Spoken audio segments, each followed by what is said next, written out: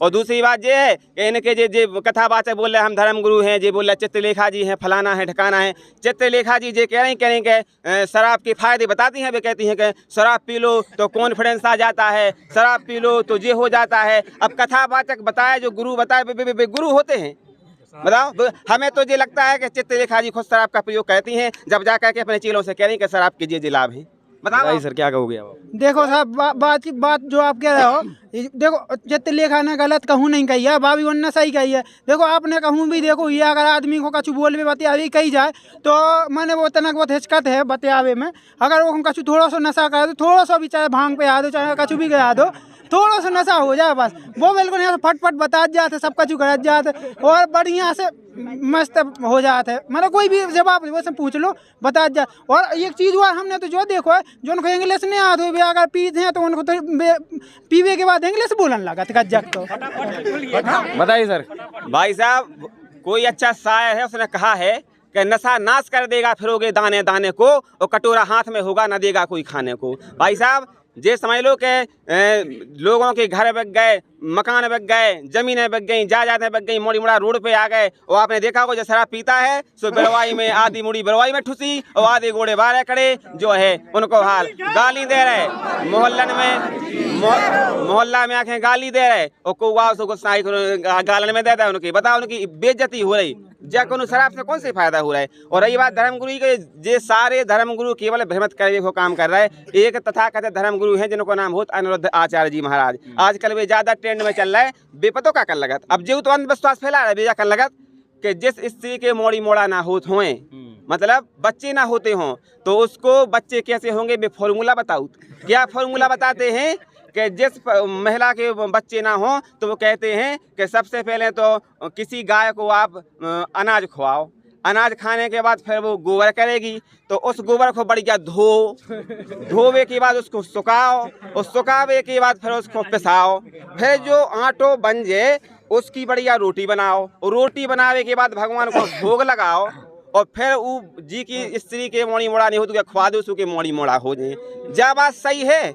नहीं सर, ऐसे मोड़ी मोड़ा वो क्या है सर, वो इसलिए बोलते हैं कि ये बताते हैं कि जो भगवान राम के पिताजी थे दशरथ जी, उन्होंने सेम ऐसा ही किया था, इसलिए बताते हैं। ये सुन, गोबर के नहीं खुआते के, जा बताओ। वो बताते हैं ना सर। बे तो झूठी कह रहे हैं, गपोड़े हाँ के भर रहे आप लगे उनके चक्कर में। जा बताओ कि अगर गोबर के में धो के अगर अन्न खाए से अगर मोड़ी मोड़ा हो रहा है तो गोबर खुआ दो, गोबर पर दो जल्दी हो जाए।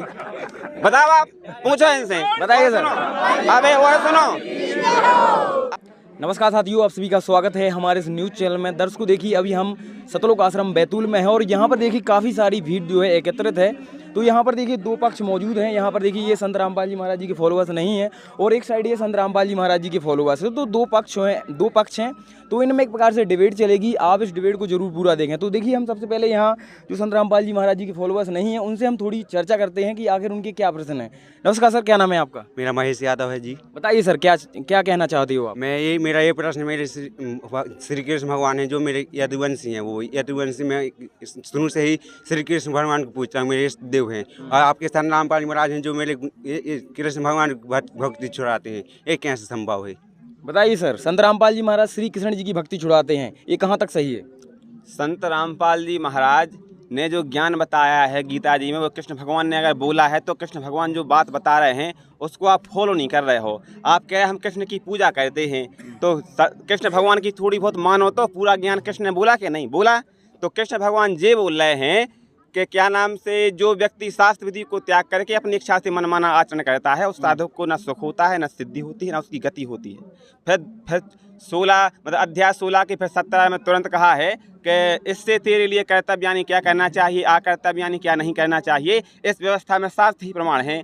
इस प्रकार तू शास्त्र विधि से नियत कर्म करने योग्य ही है। तो शास्त्रों में लिखा क्या है? शास्त्रों में ये लिखा है कि गीता अध्याय नंबर 18 के श्लोक नंबर 66 में कृष्ण भगवान कह रहे हैं अर्जुन से कि हे अर्जुन, तू सर्वभाव से केवल उस परमेश्वर की ही शरण में जा, उसकी कृपा से ही तू परम शांति को, सनातन परम धाम को प्राप्त होगा। आप उठा करके गीता जी में देख सकते हैं, वो ये नहीं कह रहे हैं कि हमारी शरण में आ जा, ये कह रहे उसकी शरण में जा। और फिर 62 में यही कहा है कि तू अगर परम शांति चाहता है तो उस परमेश्वर की शरण में जा। वो परमेश्वर कौन है? वो कृष्ण तो नहीं है। अगर होते तो वो उसकी शरण में तो पहले थे अर्जुन। वो कौन है परमात्मा? बताइए सर। अरे गीता अध्याय 18 श्लोक 62 हमने भी पढ़ा है, और हमारे ते भी गीता रखी है। जैसे हमारे भैया हैं जो यादव जी हैं, इनके ते गीता रखी है, हमने ही पढ़ा है। सर्वधर्मान परित्यज्य एकम शरणम व्रजम ब्रज अहम त्वा सर्व पापे भी मोक्षामि मा स्वच। एक बार साफ साफ बताइए कि सब धर्म कर्मों को त्याग कर तू मेरी शरण में आ जा। ठीक है, ब्रज को अर्थ आ जा, कोई की भी संत ग्रंथों में उठा लो, अकेले संत रामपाल जी महाराज कह के जा, और उसमें भी आपकी जो गीता त्याग ज्ञान अमृत है वो में भी आप मिलत जो, वो में भी आ जा लिखवाया को आपका, आप क्या है कि जा कहाँ जा। बताइए सर, वो अपनी शरण में आने के लिए बोल रहे हैं। देखो भैया, देखो ये तो क्लियर है कि कहीं गो लिखा है, गो माने जाना होता है, ये सब जानते हैं।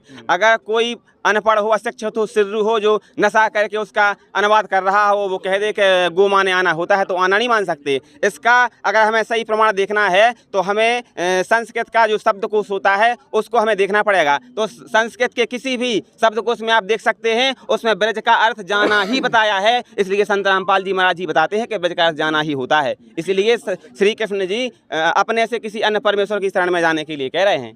और वो परमात्मा कौन है, आप बताइए, वो परमात्मा कौन है जब कृष्ण भगवान दूसरे की शरण में जावे? बताइए सर। हमारे भगवान बताते हैं, हमारे मतलब जो भी गुरु हैं वो बताते हैं ब्रज यानी आना होता है। कृष्ण भगवान अर्जुन से बोलते हैं हमारी शरण में आ, किसी की शरण में जा, हमारी शरण नहीं ले, हमारी शरण में ही तू मोक्ष प्राप्त करेगा। इसके लिए कोई और अध्याय भी है कि जिसमें कह रहे हो कृष्ण जी के हमारी शरण छोड़ कर चले जा? चलो 62 को तो देखो भाई साहब, विराजमान है वो में संशय है, आ जा है कि जा है, वो तो जब शब्दकोश में मिले हैं, जब हमें पता चले। अब शब्दकोश आपको तो चलो एक ही श्लोक से थोड़ी स्पष्ट होता है। जैसे हमें आपके बारे में पता करने तो हमें केवल एक बार से थोड़ी पता कर, पूरी जन्म कुंडली पता करें जब तो हमें पता चलेगा भाई तुम जा रहे आ रहे कहाँ है कैसे है। तो अब और कौन हमें श्लोक बताओ? बताइए सर। देखिए सर, हमने सिर्फ 62 ही नहीं कहा है, 18 के 62 में 66 बताया है, और 18 के 66 में भी संत रामपाल जी महाराज बताते हैं कि अगर तुझे परम शांति चाहिए और अगर तू उस शाश्वत स्थान को प्राप्त करना चाहता है तो उस परमेश्वर की शरण में जा, उसकी कृपा से ही तू उस शाश्वत स्थान को प्राप्त करेगा। तो ये भी तो 62 में लिखा है।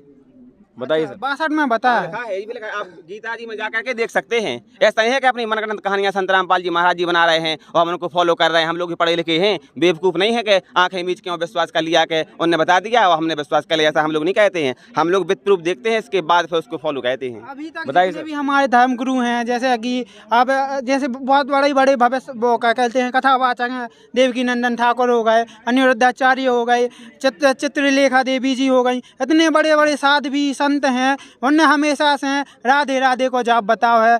ठीक है, राधे राधे श्याम मिला दे कृष्ण कृष्ण भजो श्याम मिला दे, और इन सब को जाप बताओ आप। चलो ठीक है, कृष्ण जी कह रहे हैं कि दूसरे की शरण में जाओ, तो दूसरे की शरण में जावे के लाना कह भी रहा है, लेकिन राधे राधे को जाप भी तो बताओ है। राधे राधे को जाप कर वो सोई गलत है का आपने मना करा? तो बताइए सर, राधे राधे जाप करने से मुक्ति हो सकती है, इनका ऐसा इनका कहना है। देखिए, हम ये नहीं कह रहे कि राधे राधे से मुक्ति हो जाए, कि सत्साहिब कहने से मुक्ति हो जाए, या जो नाम कहने उसे मुक्ति हो जाए, हम नहीं कह रहे। हम वो बोल रहे हैं कि जहाँ सदग्रंथों में जो नाम जाप करने के लिए दिए हैं कि इस नाम को जाप करने से आपकी मुक्ति होगी, उससे होगी। अगर राधे राधे लिखा है तो राधे राधे से हो जाएगी, लेकिन जहाँ तक संत रामपाल जी महाराज जी ने गीता को खोल करके उंगली रख करके पढ़ाया है, तो राधे राधे तो पूरी गीता जी में ई छोड़ते ऊ छोड़ता कहीं लिखा ही नहीं है।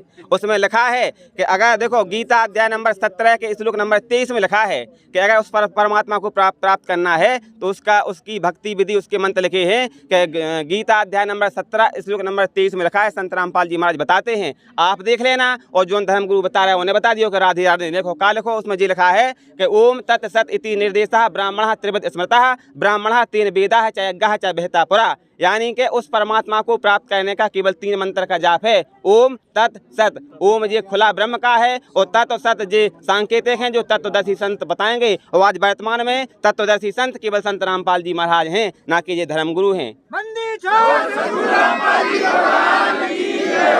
तो बताइए सर, ये बोल रहे हैं कि राधे राधे तो किसी वेद में है ही नहीं। अरे तो हमें अभी तक तो जितने भी, अच्छा ये बताओ, आप जो राधे राधे वाली बात कर रहे हो, अभी तक जितने भी धर्म गुरु हैं बेका झूठे हैं? आप बताइए ना सर। बताइए सर, क्या उनको ज्ञान नहीं है क्या? बे झूठे नन्या, बिल्कुल महा झूठे हैं। उनसे झूठो तो पूरी दुनिया में कोई है ही नन्या, बे बिल्कुल झूठी लपेटे फिर रहे। देखो सुनो हमारी बात भाई, ऐसे कैसा कह सकते हो आप? इसे कह सकते हैं कि 2 और 2 4 हो, और कोई 2 और 2 5 बता रहा हो तो वो बेवकूफ़ है, वो पागल बना रहा हो। एक तो पागल बना रहा है, ये कह रहा है कि राधे राधे बे हमारे गुरु जी कह रहे हो, मैं क्यों लिखो ही नहीं राधे राधे कहो। किसी सदग्रंथ में ही लिखा है कि राधे राधे कहने से मोक्ष का जाप, मतलब किसी का मोक्ष हो जाएगा, ना किसी वेदों में लिखा है।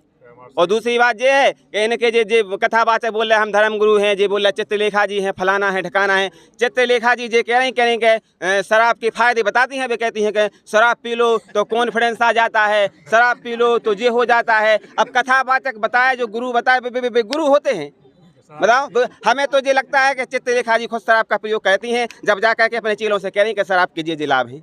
बताओ सर, क्या कहोगे आप? देखो साहब, बात जो आप कह रहे हो, देखो चित्रलेखा ने गलत कहूँ नहीं कही है, भाभी उनने सही कही है। देखो आपने कहूँ भी, देखो ये अगर आदमी को कछु बोल भी बतियावी कही जाए तो मैंने वो तनक बहुत हिचकत है बतियावे में। अगर वो कछु थोड़ा सा नशा कर दो, थोड़ा सा भी, चाहे भांग पे आ दो, चाहे कछु भी गया दो, थोड़ा सा नशा हो जाए बस, वो बिल्कुल यहाँ से फटफट बता जाते, सब कुछ गलत जाते और बढ़िया से मस्त हो जाते। मतलब कोई भी जवाब वैसे पूछ लो, बता जा। और एक चीज़ हुआ, हमने तो जो देखो है, जो उनको इंग्लिश नहीं आती हुई, अगर पीते हैं तो उनको तो पीवे के बाद इंग्लिश बोलने लगा कज्जक। तो बताइए सर। भाई साहब, कोई अच्छा शायर है, उसने कहा है कि नशा नाश कर देगा फिरोगे दाने दाने को, और कटोरा हाथ में होगा न देगा कोई खाने को। भाई साहब, जे समझ लो कि लोगों के घर बिक गए, मकान बिक गए, जमीनें बिक गई, जायदादें बिक गई, मोड़ी मुड़ा रोड पे आ गए। और आपने देखा होगा जो शराब पीता है सो बरवाई में आधी मुड़ी बरवाई में ठुसी और आधे घोड़े बारह खड़े जो है उनको हाल गाली दे रहे, मोहल्लन में मोहल्ला में आके गाली दे रहे, और कौवा उसको गालन में देता है उनकी। बताओ, उनकी बेइज्जती हो रही, जब शराब से कौन से फायदा हो रहा है। और रही बात धर्मगुरु के, जे सारे धर्मगुरु केवल भ्रमित करने को काम कर रहे हैं। एक तथाकथित धर्मगुरु हैं जिनको नाम होता अनिरुद्ध आचार्य जी महाराज। आजकल वे ज्यादा ट्रेंड में चल रहा है, बेपतों का कर लगत। अब जो तो अंधविश्वास फैला रहा है बेजा कर लगत कि जिस स्त्री के मोड़ी मोड़ा ना होते हों, मतलब बच्चे ना होते हों, तो उसको बच्चे कैसे होंगे, बे फॉर्मूला बताओ। क्या फॉर्मूला बताते हैं कि जिस महिला के बच्चे ना हों तो वो कहते हैं कि सबसे पहले तो किसी गाय को आप अनाज खवाओ, अनाज खाने के बाद फिर वो गोबर करेगी, तो उस गोबर को बढ़िया धोवे के बाद उसको सुखाओ, और सुखावे के बाद फिर उसको पिसाओ, फिर जो आटो बन जाए उसकी बढ़िया रोटी बनाओ, और रोटी बनावे के बाद भगवान को भोग लगाओ, और फिर वो जी की स्त्री के मोड़ी मोड़ा नहीं हो तो क्या खवा दो, के मोड़ी मोड़ा हो जाए। क्या बात सही है? नहीं सर, ऐसे मोड़ी मोड़ा वो क्या है सर, वो इसलिए बोलते हैं कि ये बताते हैं कि जो भगवान राम के पिताजी थे दशरथ जी, उन्होंने सेम ऐसा ही किया था, इसलिए बताते हैं वो। ये सुन, गोबर के नहीं खुआते के, जा बताओ। वो बताते हैं ना सर। बे तो झूठी कह रहे हैं, गपोड़े यहाँ के भर रहे आप लगे उनके चक्कर में। जा बताओ कि अगर गोबर के में धो के अगर अन्न खाए से अगर मोड़ी मोड़ा हो रहा है तो गोबर खुआ दो, गोबर से दो जल्दी हो जाए। बताओ, आप पूछो इनसे, बताइए सर। अबे वो सुनो, अबे कई कथावाचक के चेलन ने अपने अपने गुरुगण से पूछी एक सवाल, बहुत अब सोशल मीडिया पे वायरल हो रहा हो। उनने कही कि महाराज जा बताओ कि प्याज और लहसुन की उत्पत्ति कहाँ से है भाई। सुबह उनके जवाब आपस में नहीं खा रहे। एक जना कह रहा है कि प्याज और लहसुन की उत्पत्ति ऐसे हुई कि जब वो समुद्र मंथन हुआ और उसको वो अमृत पिलाया जा रहा था राक्षस को, तो उनने सुदर्शन से उसकी घिची काट दी तो उनके कहीं वो जहाँ वो अमृत की बूंदें गिरी वहाँ से लहसुन हो गया, और जहाँ रक्त गिरा वहाँ से प्याज हो गई। फिर दूसरे जन से पूछी, सुबह क्या कह रहे ना बता जा रहे। उनने जब धीरेन्द्र शास्त्री ने जो बयान दो तो इसके बाद अनिरुद्ध आचार्य जी महाराज जी से पूछी, सुबह ऐसे उल्टो सीधो बयान दे रहे। तीसरे से पूछी, सुबह जा कह रहे कि जो कुत्ते के अंडकोश से लहसुन की उत्पत्ति हुई और कुत्ता के नाखून से प्याज की उत्पत्ति भई। अब जब बताओ उनकी बेचारे आपस में मिल नहीं खाया, पूरे दोस्त को जो भ्रमित नहीं कर रहे, तो बताओ क्या कर रहे। अगर ऐसे धर्मगुरु हैं तो भाई साहब ये समझ लो कि हमारे देश को दुर्भाग्य है कि ये धर्मगुरु उल्टी दिशा बता रहे हैं, पूरे समाज नाश को नाश करके उन्हें धर दो। लेकिन संत रामपाल जी महाराज सर्व सदग्रंथों को खोल के और इंटरनेशनल चैनल पे उंगली रख के बता रहा है कि अगर भगवान कौन है, कहाँ है, कैसा है, किसने देखा है, हमारे सदग्रंथों में उनको प्राप्त करने की क्या भक्ति विधि लिखी है, वो सब कुछ बता रहा है संत रामपाल जी महाराज। एक तरफ सच के लिए संत रामपाल जी महाराज इतना संघर्ष कर रहे हैं, एक तरफ पूरे भारत के धर्मगुरु भोली भाली जनता को भड़का रहे और भ्रमित कर रहे और नरक की ओर ढकेल रहे, जबरदस्ती पूरे लगे नरक की ओर ढकेलवे के लाजे। बताइए सर, आप क्या कहना चाहोगे? आपके गुरुजी पाँव छूने की मना क्यों करते हैं? पैर छूने को मना करते हैं? हाँ कहते हैं, इसलिए कहते हैं संत रामपाल जी महाराज पैर छूने के लिए मना, क्योंकि अगर हम किसी के पैर छुएंगे तो निश्चित है कि वो हमें आशीर्वाद देगा, और आशीर्वाद देगा तो उसके पुण्य क्षीण होते हैं और हमें लाभ हो जाता है। जैसे आपने पहले कई ऋषि मुनि तपस्या किया करते थे और कोई राक्षस उनको परेशान करता था तो वो तुरंत कहते थे कि जा मैं तुझे श्राप देता हूँ, आज से तू ये बन जाओ, जो बन जाओ, फलाना हो जाओ, ठिकाना हो जा, तो तुरंत वो ऐसा उसके साथ हो जाता था। तो उनकी जो भक्ति की शक्ति होती थी वह शून्य हो जाती थी। इसलिए आज संत रामपाल जी महाराज जी कहते हैं कि आप सदभक्ति कर रहे हैं तो आपकी भक्ति रूपी बैटरी चार्ज हो रही है। अगर आप किसी को आशीर्वाद दोगे तो आपकी भक्ति की जो शक्ति है वो नष्ट हो जाएगी, किसी को श्राप दोगे तो भक्ति की शक्ति नष्ट हो जाएगी। इसीलिए संत रामपाल जी महाराज जी कहते हैं कि हमें किसी को ना आशीर्वाद देना है और ना लेना है। क्यों नहीं लेना है? अगर हम किसी को आशीर्वाद देंगे तो वो खुश हो जाएगा और हमारी बैटरी डिस्चार्ज हो जाएगी, फिर हमें दूसरे से आशीर्वाद लेना पड़ेगा। और वो आशीर्वाद जो ले गया है उसका आशीर्वाद कितने देर तक चलेगा? जब तक चलेगा चलेगा, नहीं चलेगा फिर दूसरे महाराज जाने, महाराज फिर दे दें, फिर उन्हों जाने, फिर उन्हों जाने, फिर उन्हें जाने, जो सिलसिला बन हो रहे। अगर आपको वास्तव में हमेशा हमेशा खिलाने खुश होने तो संत रामपाल जी महाराज जी से नाम दीक्षा लो और अपनों कल्याण कराओ, हमेशा हमेशा खिलाने सुखी हो जाओ। बताइए सर, आप लोग क्या कहोगे? आपके संत रामपाल जी महाराज शादी में श्रृंगार का वेश मना कराते हैं, डांस का वेश मना कराते हैं, शादी में जो डांस होते हैं वो क्यों करते हैं मना? जैसे कि भैया हमारे कोई परिवार में भाई की हो, बहन की हो, शादी हो तो बड़ा हर्ष उल्लास होते हैं, खुशी में आके नाचते हैं, गाते हैं, खुशी मनाते हैं। अब वो खुशी मनावे को भी बंद कर दो। अब बताओ, अपनो जैसे कोई इकलौती बहन है वो के ब्याह में नाचे ही नहीं, क्या करें? अब क्या बताओ, जो ही छोड़ो आ दो। बताइए सर। भाई साहब, हमने शादियां देखी हैं, हमारे गांव में होती हैं, आसपास होती हैं, तो हम क्या देखते हैं कि किसी के यहाँ मान लो बारात जा रही है तो बारात में गाना बज रहा है। आप विचार करो इस बात पे। गाना बजता है कि अपने यार को धोखा दो और हमें डार्लिंग मौका दो, और इस गाने पे नाच रहे, गा रहे और ताली बजा रहे, और जो भीड़ इकट्ठी है वो पता क्या क्यों है? वही क्यों है कि जो बहनें हैं जो नाच रही हैं उनको ऐसे आँखें फाड़ फाड़ के देखा, ई के लाने में भीड़ इकट्ठी हो जात।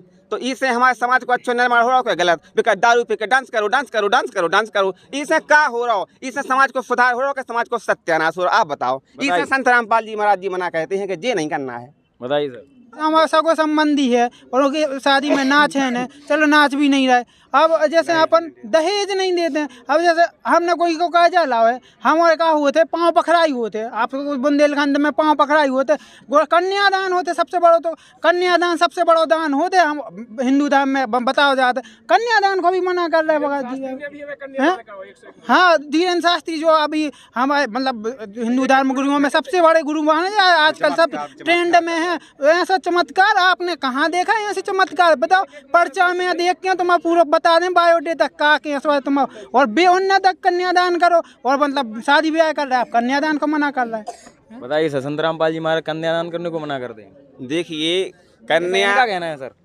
इनका जो कहना है भी तो उनके धर्मगुरु ने भड़का रहा, भ्रमित कर रहा है, सो भी खुद ही होश में नहीं है और उनके धर्मगुरु भ्रमित कर रहे हैं और इन्हें बेहोश कर रहे हैं, और ये चाहते कि पूरा समाज बेहोश हो जाने की तरह। जी अब बोल रहे थे डीजे के लाने, अब फिर से एक नौ सवाल इन्हें खड़ा कर था, बोल रहे हैं कि क्या नाम से वो शादी में दहेज के लिए मना कहते हैं। भाई साहब आप और ये भी बोल रहे हैं कि साथ में जो धीरेन्द्र शास्त्री महाराज जी हैं उन्होंने दहेज में मोटरसाइकिल भी दी है ना, तो ये आप क्यों करते हो मना? हम नहीं कहते हैं, हमारे गुरुजी कहते हैं, हम तो उसको फॉलो कहते हैं। क्या है कि जैसे मान लो अपने किसी को दहेज दे रहे, मान लो 5 लाख रुपया हमने दे रहा, एक मोटरसाइकिल दे दी, बढ़िया सामान दे दो, उससे क्या होगा? उससे पता क्या होगा? उससे क्या वो जिंदगी भर के लिए खुश हो जाएगी?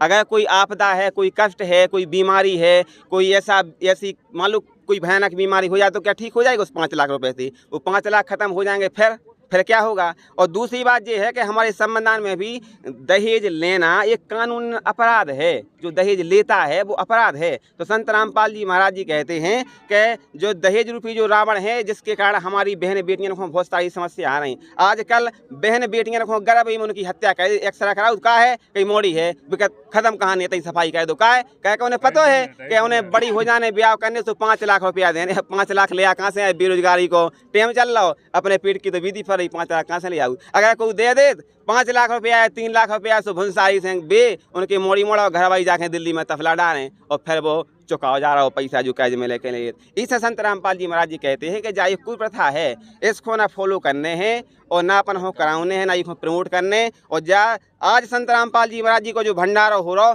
कल आप देखियो कितनी बहनन की शादी होने, बिल्कुल 1 रुपया ना दहेज दिया जाएगा और ना लिया जाएगा। संत रामपाल जी महाराज जी की जो अश्वन्य निकंद रमीण है, जिसमें 33 करोड़ देवी देवताओं को आवाहन करके उनको सत्कार करके एक दूसरे को पति पत्नी स्वीकार कर लिया जाएगा और जाके विदा कर दो, जे जीवन भर के लाने सुखी हो जाते हैं।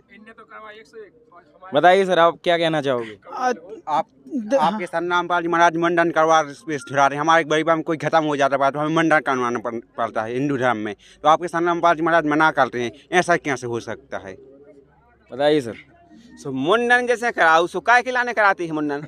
शुद्धता ही होते जैसे आप अपन जलावेगा मुर्दा को तो वो भूत चबा खेने हमारा को। शुद्धता भाई साहब क्या शुद्धता हो जाती है?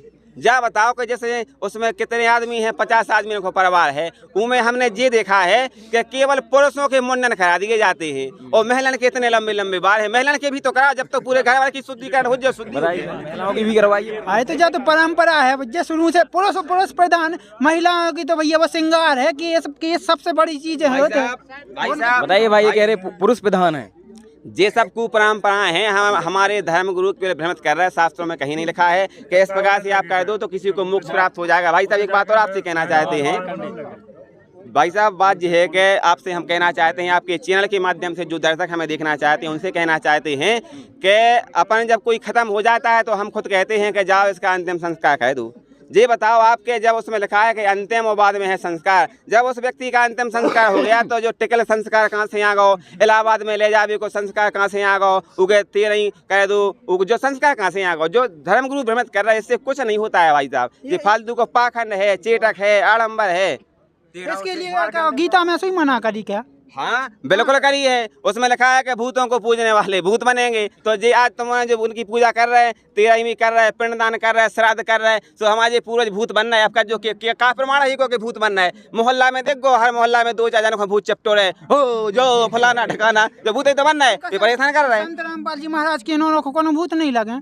इन्हें भूत लगे ना, इन्हें को देख के भूत कोसन दूर भग जात। काय के जे पूर्ण परमात्मा की भक्ति कहते हैं, इसलिए दूर भग जात। परमात्मा की वाणी है के फिर भी लगत नहीं फिर क्या लगा जो है पतो परमात्मा कर लगत के माई मसाड़ी शेर शीतला भैरव भूत हनुमंत, और परमात्मा इनसे दूर है जो इनको पूजन। फिर परमात्मा कहते हैं, परमात्मा की वाणी है कि देवी देव ठाणे भय। जब परमात्मा की शरण में कोई भगत आ जाता है तो ये देवी देवता और ये भूत पीत और ये दुनिया भर के जो हैं भूत और भूतन के सरदार, ये सब परमात्मा के दरबार में आके हाथ जोड़ के खड़े हो जाते हैं कि परमात्मा इन्हें आपकी दीक्षा ले ली, अब तो हम इन्हें परेशान नहीं कर पाएंगे, लेकिन अब तो हमें भूखन मनने हम क्या करें? तो परमात्मा जी कहते हैं कि उन्होंने कहा कि देवी देव ठाणे भाई, बोले हमको थोड़ा बताओ। तो परमात्मा ने कहा कि जो मुझ कबीर को पूजे नहीं सो उनको लूटो खाओ। लेकिन इसलिए दुनिया में संत रामपाल जी महाराज जी के शिष्यों को कोई भूत टच नहीं कर सकता है, उसकी कोई औकात नहीं है कि वैसे आंख उठा कर देख दे। लेकिन जितने भी जी संत रामपाल जी महाराज जी से नाम दीक्षा लेकिन सदभक्ति नहीं कर रहे, उनको तो एक घर में 3-3, 4-4 भूत कब्जा करें और पूरे घर वालों को लगे परेशान।